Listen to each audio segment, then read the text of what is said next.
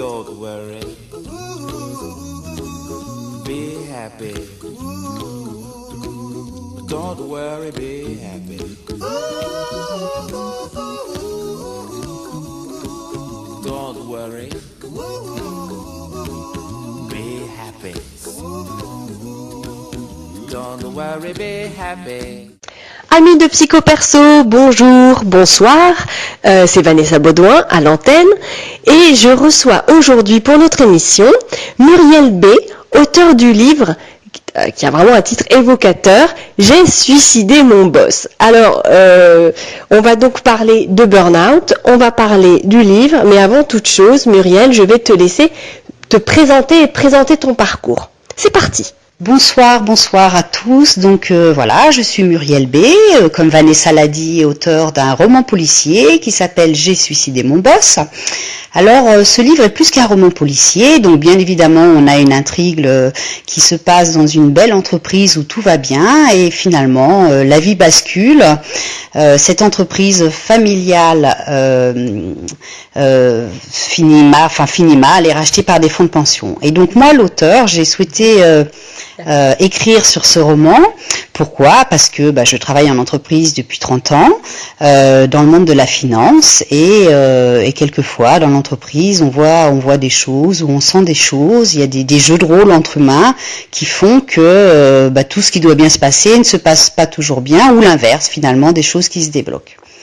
Donc voilà, donc c'est mon premier roman, je suis ravie. Ce livre est édité par les éditions RIC et il est porté aussi par un groupe qui travaille à Paris, c'est le groupe Technologia, qui travaille beaucoup sur le burn-out, puisque c'est quand même le thème de mon roman, même si c'est un roman policier à la base, mais l'intérêt de ce roman, c'est que finalement il concerne plein de lecteurs.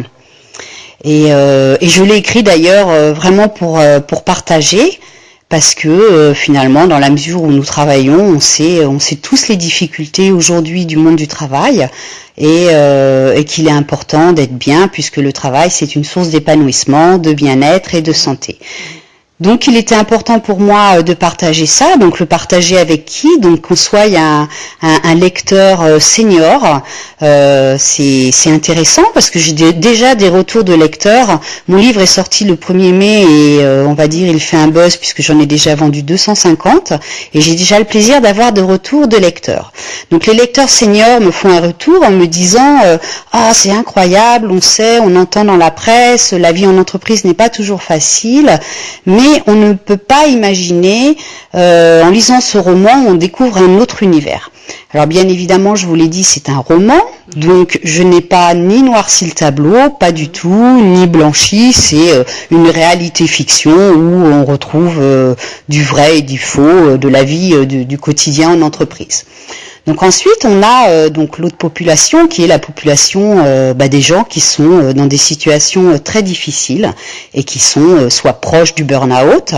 Et donc ces gens-là, ils commencent mon livre et là, c'est assez douloureux. C'est-à-dire qu'ils sont obligés de le poser parce que ça remue les tripes, ils sont en souffrance, rien n'est simple. Alors moi, je leur dis tranquillement, posez-le, c'est bien. C'est bien, c'est que déjà il se passe quelque chose. Pourquoi j'ai écrit ce livre ? Parce que comme je vous l'ai dit, je travaille depuis 30 ans en entreprise, mais je suis aussi formée au coaching. Et donc pour moi, ce livre, c'est aussi un outil de coaching. Donc pour une personne qui va, je dirais, s'auto-coacher, c'est-à-dire qu'elle va lire ce livre comme elle regarderait un film à la télé, et elle est en situation de métaposition, et finalement, en lisant ce livre, elle va s'approprier un personnage mais qui n'est pas elle-même et qui va lui permettre de faire face à ce qu'elle vit au quotidien, parce que dans ce roman, l'histoire finit très bien. Et donc, c'est ce qu'on appelle, voilà, c'est ce qu'on appellerait en coaching un écran mental ou le film. Et le fait de voir à travers un film ou à travers la lecture d'un livre une situation que nous pouvons vivre au quotidien et de voir qu'il y a d'autres issues que celles tout du moins qu'on n'envisage même pas parce qu'on est dans un scénario de baisse d'énergie, de problématiques de santé, on n'a plus goût à rien, et on voit que finalement, dans le livre, tout se passe bien. Bon, en plus, il y a de l'humour, hein. C'est un roman qui est très drôle, qui est intriguant, qui est léger tout en étant sur un sujet très grave, et c'est d'ailleurs aussi mon choix, de parler de ce qu'on ne souhaite pas parler, parce que bon, finalement aujourd'hui, à mon sens, la presse est très médiatisée, hein, donc moi j'hésite pas à dire ce que je pense, hein, donc sans aucune retenue, et j'aimerais beaucoup qu'on parle un petit peu plus des choses sérieuses, et tout du moins de dire aux personnes en difficulté, il y a des choses pour vous qui existent aujourd'hui. Il y a par exemple des cliniques qui travaillent sur des pathologies professionnelles, donc sachez que quand vous allez pas bien, vous pouvez vous orienter vers des soins qui sont adaptés au monde de l'entreprise. Et puis il y a plein de choses. Il y a des gens qui aujourd'hui sont proches des personnes qui font des burn-out en dehors, je veux dire, de la voie médicale qui, ceci dit, elle-même évolue aussi dans ce sens-là. Donc ça, c'est la deuxième cible de lecteurs, c'est malheureusement les gens qui sont en plein dedans. Alors après, on a les lecteurs qui ont fait déjà un burn-out depuis quelques années et qui me disent « Ah Muriel, si j'avais lu ton livre il y a 15 ans ou il y a 10 ans, ça se trouve, j'aurais pas fait de burn-out. » Alors je leur dis, écoutez, l'essentiel, c'est pas grave, vous êtes passé à autre chose. Et aussi, ça c'est un message à dire à ceux qui sont en situation très difficile actuellement, il y a l'après-burn-out. Hein, il faut jamais se décourager, il y a toujours autour de vous une personne qui pourra vous aider. Et à ce sens, dans mon livre d'ailleurs, je donne bien mes coordonnées, parce que si vous voulez... ce livre est vraiment du partage, et les gens qui se sentent seuls, n'hésitez pas à m'envoyer un petit message, ou moi toujours je ferai le nécessaire, parce qu'on n'est pas seul au monde. Et c'est aussi une des conclusions de mon livre où je dis restons solidaires et non solitaires. Parce que justement, bien souvent, on a des collègues, on va pas bien, on s'enferme dans une spirale infernale. On rentre à la maison, si on est accompagné, on veut pas toujours rabâcher les problématiques de la journée. On le fait au début, mais après on le fait plus, et on s'exclut. Et petit à petit, on s'exclut du cercle professionnel, du cercle familial, du cercle amical. On n'a plus d'identité. Et ce que je veux dire, moi, c'est que cette phase clinique, je la connais bien. La préface de mon livre est écrite par Michel Debout, qui est un médecin, un très grand médecin. Et donc c'est assez sympathique parce que finalement il a décliné mon livre comme un process clinique, comme on ferait, c'est-à-dire que les romans qui défilent les uns à la suite des autres sont aussi malheureusement les phases qu'on peut décliner quand on est en période de burn-out. Alors ça c'est aussi intéressant parce que finalement quelquefois les gens ne savent pas, d'abord souvent on ne sait pas ce que c'est que le burn-out. On en parle. Et oui, mais moi j'ai plein de questions, parce que là tu parles et c'est formidable, parce que du coup j'ai presque même plus besoin d'intervenir. Tu as parlé de la cible de ton livre, des types de lecteurs, du processus clinique, etc. Alors la première question, garde bien ce que tu voulais dire en tête, hein, Muriel. Ma première question c'est qu'est-ce qui t'a quand même amené, t'en as parlé un petit peu au tout début de ta présentation, mais qu'est-ce qui t'a vraiment amené à parler du burn-out? Est-ce que toi tu l'as connu de près ou de loin? Alors, qu'est-ce qui m'a donné envie d'écrire ce livre et de parler de ce sujet? C'est tout simplement en 2009, quand il y a eu la série de suicides chez France Télécom. Alors moi, ce qui me choquait, mais c'était vraiment... pour moi, c'était choquant, peut-être pas pour d'autres personnes, c'était de voir dans la presse que l'on rencontre tous les jours, quotidienne, dans des lieux très publics, de voir dans les lignes faits divers, une personne s'est suicidée, 4 jours après c'en était une autre. C'est-à-dire qu'en très peu de temps, on dit souvent ce qui est rare choc, c'est-à-dire que les premiers suicides ont choqué la population, mais les 3e, 4e ne choquaient plus. Et moi, ça me choquait. Je me disais, mais comment on peut écrire ça? Et c'est aussi un des titres des chapitres de mon livre, c'est perdre sa vie à la gagner. Alors à ma manière, voilà, je me dis que si finalement on va travailler, c'est un petit peu bête d'y laisser sa peau, hein, surtout qu'il y en a qui savent bien vivre sans travailler, donc finalement autant être en bonne santé et s'épanouir au travail. Donc ça, c'est vraiment été le point en 2009 qui m'a choquée, parce que je me disais mais c'est pas possible. Comment il y a un moment où les personnes ne reviennent pas à la raison en se disant je vais travailler pour me nourrir. Alors bien évidemment on dit on va pas peut-être qu'avant on le disait plus qu'aujourd'hui, je ne vais pas travailler pour la paye, je regrette, il y a les 3/4 ou 99% des gens qui vont travailler parce qu'il faut gagner de l'argent pour se nourrir, donc voilà, donc ça c'est vraiment, le fait déclencheur a vraiment été en 2009. Donc en 2009, à ma façon, j'ai eu envie de faire quelque chose, mais finalement une petite goutte dans l'océan. Donc je me suis dit, j'ai déposé une marque donc qui à l'époque, qui s'appelle toujours d'ailleurs, Stop Suicide en et des entreprises. Alors c'est un nom qui est un petit peu long, qui choquait à l'époque. Et alors pourquoi en et des entreprises? Parce que finalement, le suicide en entreprise était quand même quelque chose de nouveau à l'époque. Et le suicide des entreprises, parce que je suis financière et je sais aussi que quand on a un suicide dans une entreprise, on peut considérer que l'entreprise est morte aussi parce que finalement elle a raté la première richesse de son entreprise, c'est de prendre soin de ses équipiers, de ses collaborateurs, de ses salariés. Alors juste, il y a un point très important que je veux dire, c'est que ce livre n'est surtout pas un livre contre les employeurs. Oui. Alors ça, je tiens toujours à le préciser. Pourquoi? Parce qu'il faut quand même savoir qu'il y a 20% des entrepreneurs en France qui se suicident. Et que malheureusement, nous sommes dans un pays où il y a énormément de pression fiscale, que pour moi c'est la cause de la situation, l'argent est le nerf de la guerre, et on sait tous que certains seraient prêts à tuer père et mère, sauf que les millions de petits entrepreneurs qui sont la force de notre économie sont eux-mêmes victimes de burn-out. Alors pour moi c'est toujours très important de le dire, parce que à ne pas mélanger avec, j'appelle ça un peu des mercenaires financiers, et d'ailleurs il n'y a pas de hasard, c'est bien souvent là qu'on retrouve le plus grand nombre de suicides. Alors le suicide c'est un mot, mais si vous voulez c'est un nombre de personnes qui mettent fin à leur vie, mais il y a encore pire que le suicide. Et alors ça c'est masqué, c'est-à-dire qu'on va appeler ça de la dépression. Finalement il déprime, c'est de la faute de la femme, du bonhomme, enfin de tout ce qu'on veut, sauf qu'il n'y a pas que ça. On sait très bien que le chemin du burn-out est un long chemin vers déjà une grosse déprime, et que la dépression en France est aussi un vaste sujet, mais que celui qui est déclenché par le monde de l'entreprise est capable d'être identifié, puisque les gens savent bien la raison de leur mal-être. Si on ne sait pas le solutionner, en tout cas ils le savent. Et c'est pour ça que j'en ai parlé au début de ma présentation. Le cabinet Technologia à Paris aujourd'hui lance un appel sur le burn-out. Surtout, j'incite vraiment les gens à aller signer cette pétition. Pourquoi? Parce que finalement, il y a les entreprises où tout se passe bien, il fait bon vivre, et ces gens-là n'ont pas à payer, je dirais, le boss qui mène bien sa petite baraque, son entreprise où les gens sont bien, ils se lèvent les matins, sont en pleine forme. Je vois pas pourquoi cet employeur-là va payer les taux d'URSSAF, de cotisations qui sont générés par le gros groupe d'à côté qui, lui, n'hésite pas à maltraiter ses collaborateurs, ou même d'autres petites entreprises, mais bon, et qui finalement, je pars du principe, on dit le pollueur payeur, et bien moi je dis le tueur payeur. Voilà. Donc c'est l'idée. D'accord.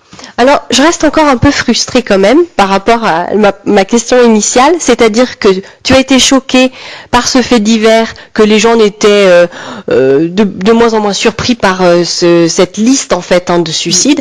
Qu'est-ce qui a vraiment été le déclic où tu t'es dit, je vais m'intéresser à ça? Alors, donc voilà, le fait déclencheur, on le connaît, c'est les premiers suicides chez France Télécom et la liste qui s'est allongée sur d'autres entreprises. Donc voilà, je disais que ça m'interpellait, et un jour j'ai eu, j'ai eu un titre qui est venu, c'est « J'ai suicidé mon boss ». Et ce titre, j'ai dit, ça il faut que je fasse un film, ça ferait un super film. Et je me suis accrochée à ce titre en me disant, ça va être quelque chose. Pourquoi? Parce que j'avais bien compris que c'était très difficile de parler de ce sujet-là, et de façon visuelle, on sait qu'on est dans un monde d'images, et c'est vraiment aujourd'hui un des moyens de passer des vrais messages. Donc je me suis dit, j'ai suicidé mon boss, il faut en faire un film. Sauf qu'on ne fait pas un film comme ça du jour au lendemain. Après, je me suis tout de suite approprié une image, et l'image, c'est celle qui est au dos de mon livre. C'est une ombre et un homme blanc qui a tué une victime.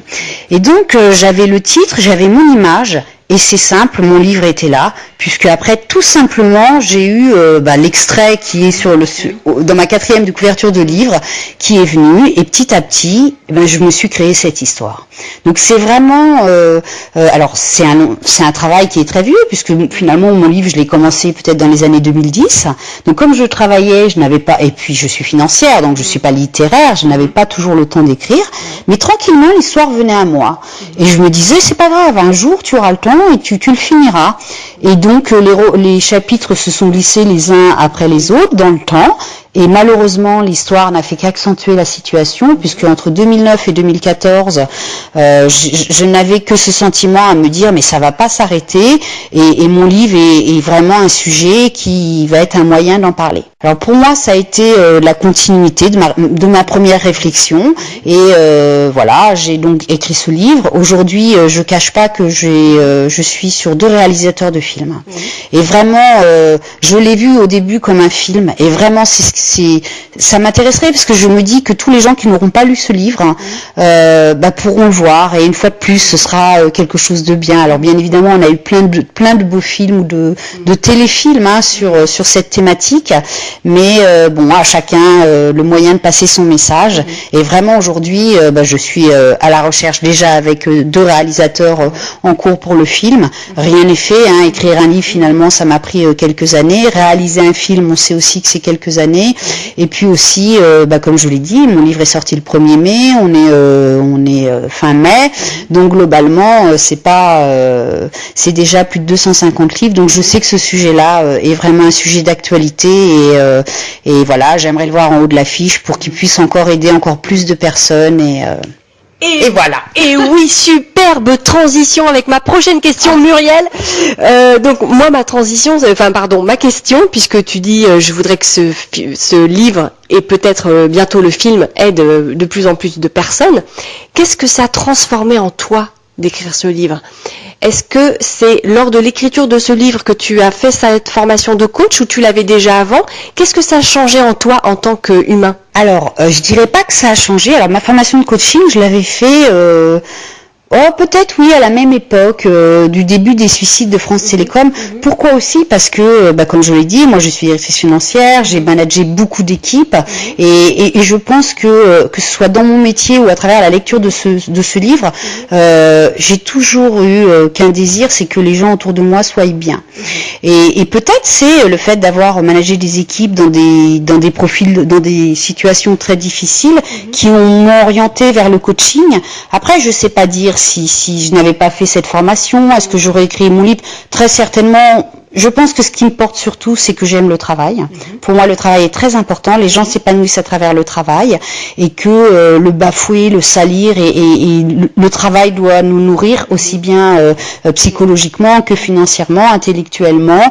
Et les gens, heureusement, il y a encore beaucoup de personnes qui s'épanouissent au travail.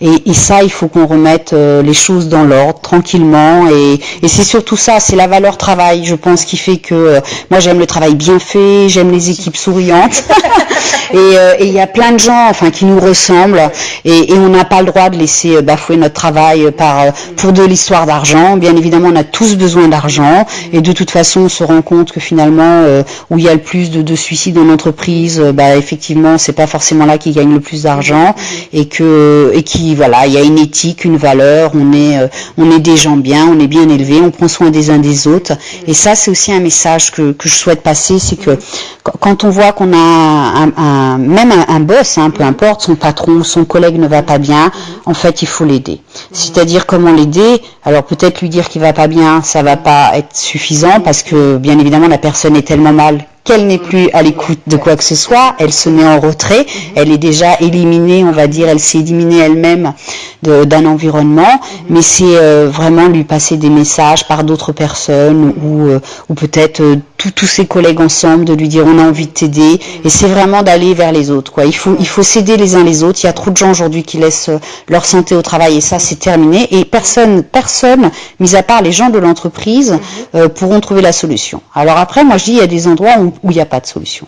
La meilleure des solutions, c'est de quitter son endroit. Sinon, on y laisse sa peau.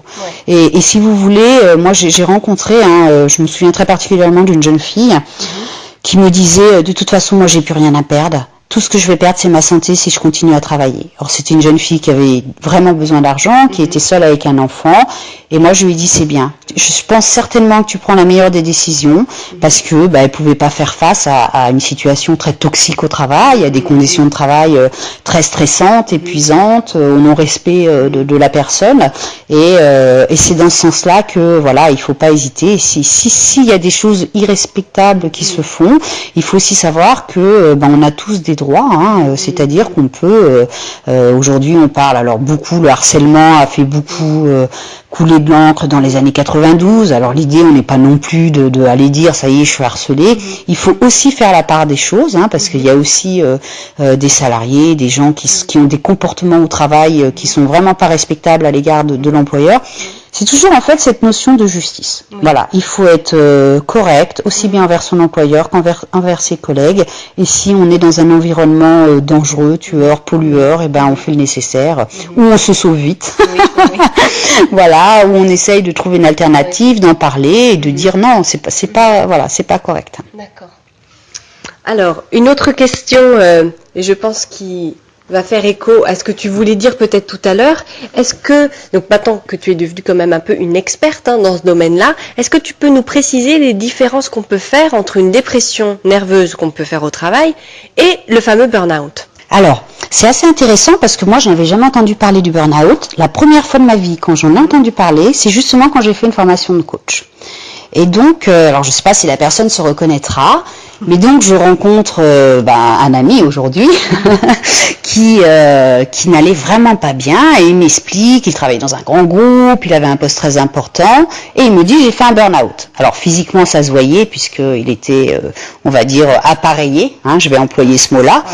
Et donc je lui dis attends c'est quoi, explique-moi. Et il me raconte tout simplement que il a eu une gastro-entérite au mois de janvier, cette saison, donc on s'inquiète pas. Antibiotiques, première semaine, bon, tout va bien. Deuxième semaine, ça part toujours pas. Troisième semaine, et à la fin de la troisième semaine, il tombe par terre dans la rue. Et il ne peut plus se relever. Et il se retrouve à l'hôpital. Et il ne peut plus parler, il ne peut plus manger, il ne peut plus rien faire. C'est-à-dire que le burn-out, comme son nom l'indique, burn-out, ça veut dire consumé. C'est-à-dire que le cerveau est consumé à son intégralité. Et qui dit stop, et maintenant je ne le lèverai même plus le petit doigt. Et en l'occurrence, lui ne pouvait non seulement plus lever le petit doigt, il a été alité pendant des mois et des mois, il ne pouvait plus faire sa toilette, il ne pouvait. Donc là, humainement, on est quand même dans des situations très très difficiles. Et le burn-out, c'est vraiment ça. Alors moi, je trouve qu'effectivement, on parle beaucoup de dépression, on parle beaucoup de burn-out, mais je pense qu'on devrait vraiment montrer comment se passe un burn-out. C'est-à-dire que on a tous les signaux d'alerte au préalable, c'est-à-dire que le corps, ça va se passer sur 2-3 ans ou 18 mois avant, on transpire, bien évidemment on dort pas la nuit, on mange plus, on a des problèmes de diarrhée, on a des gastro-entérites, c'est-à-dire qu'en fait le corps a déjà donné à peu près tous les indicateurs qu'il pouvait. Soit on a été à la veille de son corps et bien conseillé par des docteurs, ou on a la capacité de lever le pied en se disant non maintenant je m'oriente sur moi, je prends soin de moi, notre capital à tous c'est le corps et rien d'autre, ou alors pas de chance, on n'est pas attentif et on continue à se faire violence. Et là c'est très simple, le cerveau prend le dessus, on est quand même construit par notre corps physiquement a des organes, mais il faut pas oublier que la boîte noire elle est en haut, et là le cerveau il dit stop, moi c'est terminé. Et vraiment, il faut parler de ça parce que c'est violent. Donc il y a d'autres témoignages de personnes qui font des burn-out. Donc souvent, alors ça se traduit par des chutes soudaines. La personne, elle tombe et elle peut plus se relever. Mais il y a d'autres manifestations qui sont aussi la paralysie, qui sont. Il faut quand même savoir qu'avec des gros coups de stress, on peut perdre la vue, on peut perdre l'audition. Donc sachez vraiment, j'insiste sur ce fait, c'est que c'est pas anodin. Et donc pour en venir à mon roman, c'est justement tout ce cheminement de voir comment tranquillement, insidieusement on tombe dedans sans même s'en rendre compte, où on peut avoir des gens autour de nous qui tombent dedans sans même imaginer malheureusement ce qui risque de leur arriver. Donc c'est vraiment un chemin dramatique, hein. Vraiment, il faut, si y a des gens qui m'écoutent et qui vraiment se sentent concernés par ça, n'hésitez pas, soit à contacter Vanessa, à me contacter. On a plein de choses à se dire, et c'est surtout, moi je dis toujours, je l'écris pas mal dans les dédicaces de mon roman. Je mets attention, quoi. Un burn-out peut en cacher un autre. Hein, parce que pareil, quelquefois, ça on le sait pas, j'ai eu des retours de témoignages de personnes qui m'ont dit j'ai fait un burn-out, pourtant j'ai été prévenue et j'ai failli en faire un autre, ou je crois que j'ai recommencé à en faire un autre. Donc c'est vraiment très un vrai sujet, et il faut en parler, et je trouve que, mis à part utiliser le nom, alors bon, en français on dit syndrome d'épuisement professionnel, hein, burn-out en anglais. Si en gros on est au bout du rouleau, et là c'est voilà, il y a plus rien à espérer du corps et de l'esprit, on a été au bout, hein. Donc prenez soin de vous. Oui, c'est exactement ça. Prenez soin de vous. Puis bon, là, tu as quand même annoncé déjà des indicateurs. Donc, si on tombe tout le temps malade, si on est tout le temps épuisé, si on a des problèmes de vue, des problèmes d'audition, voire même jusqu'à perdre la vue, donc là, il faut vraiment faire attention. Alors oui, justement, je voudrais que tu nous dises peut-être où on peut te contacter, que tu nous donnes ton adresse email ou ta page Facebook, bref, Muriel, où peuvent les auditeurs te contacter? Alors, comme je l'ai dit, hein, déjà, donc pour les lecteurs de mon livre, il était intéressant pour moi d'avoir vos témoignages, vos réflexions, des propositions. Donc, j'ai suicidé mon boss @gmail.com. Donc, pour se procurer mon roman, www.j'suicidémonboss.com. Pour les gens que j'ai le plaisir de rencontrer, voilà, je vous le dédicace en direct. Hein. Moi, je suis très contact, donc n'hésitez pas, même à travers mon adresse mail, si vous voulez pas le commander sur le site internet. Hein, moi, je suis à Nice, donc j'aurai grand plaisir à vous rencontrer pour vous faire une dédicace. Et voilà, donc c'est vraiment les deux liens. Hein. J'ai suicidé mon boss @gmail.com. C'est vraiment là que vous pouvez m'envoyer vos témoignages, et je serai toujours à votre écoute. Hein. Donc comme je vous l'ai dit, moi je suis formée au coaching. J'ai d'autres arcs à mon expérience hormis la finance, puisque je suis aussi sophrologue et hypnopraticienne. Alors ce qu'il faut savoir, c'est très intéressant, aujourd'hui de plus en plus il est reconnu que ce soit la dépression peut être soignée par l'hypnose, hein, donc c'est aussi des thérapies brèves qui sont importantes, et d'ailleurs à la fin de mon livre finit très bien, hein, l'intrigue est très drôle, elle finit bien, mais on a le protagoniste qui justement rebondit, il écrit un livre, lui va réaliser un film, et voilà, hein, et il dit si vraiment quand j'étais mal on aurait pu me donner d'autres thérapies qui avalaient des antidépresseurs tels que voilà l'hypnose, la sophrologie, la régolathérapie, l'aromathérapie, enfin voilà, plein de bonnes choses. Donc ça c'est aussi une vraie voie, hein. Donc n'hésitez pas, passez-moi vos petits messages, j'aurai vraiment grand plaisir à vous répondre, à vous rencontrer, à échanger avec vous sur ce sujet que j'ai très à cœur. Et d'ailleurs une association va bientôt voir le jour, hein, à Nice. Elle s'appelle SS2E, c'est Stop Stress Entreprise, épuisement en entreprise. Voilà, Vanessa vient à mon secours. Voilà, donc chers auditeurs, je vous remercie de votre écoute, et je vous dis tout bientôt pour vous lire ou vous rencontrer. Très bien. Très très bien, merci beaucoup Muriel. Moi je vous dis que vous pouvez évidemment me laisser des messages par rapport aux émissions que vous écoutez, soit sur ma page Facebook, donc Vanessa Beaudoin, BEAUDOIN, et aussi sur mon site, donc www.vanessa-beaudoin, BEAUDOIN.com, pour me laisser vos retours, vos questions, vos messages, les thèmes que vous aimeriez voir traités, etc. Et puis une petite annonce, puisqu'on parlait de rigolothérapie.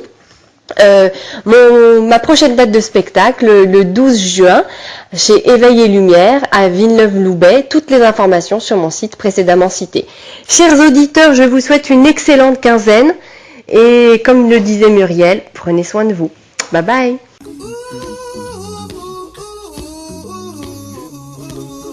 Don't worry. Be happy. Don't worry, be happy.